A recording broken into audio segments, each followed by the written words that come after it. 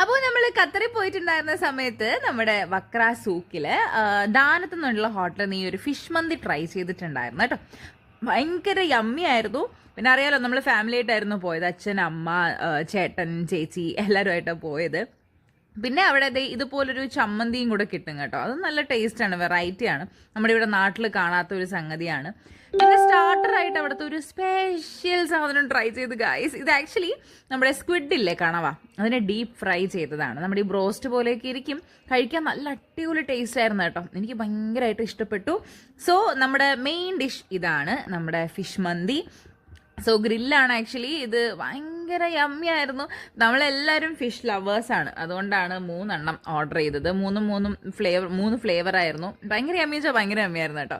അപ്പോൾ അവിടെ പോകുന്നവർക്ക് ഇതൊക്കെ ട്രൈ ചെയ്യാം. അതിൻ്റെ നമ്മളിത് എന്താ കാണിക്കണമെന്ന് വെച്ച് കഴിഞ്ഞാൽ, നമ്മുടെ നിങ്ങൾക്ക് ആദരാഞ്ജലി നേരട്ടെ ആ സിനിമയ്ക്ക് ഇറങ്ങി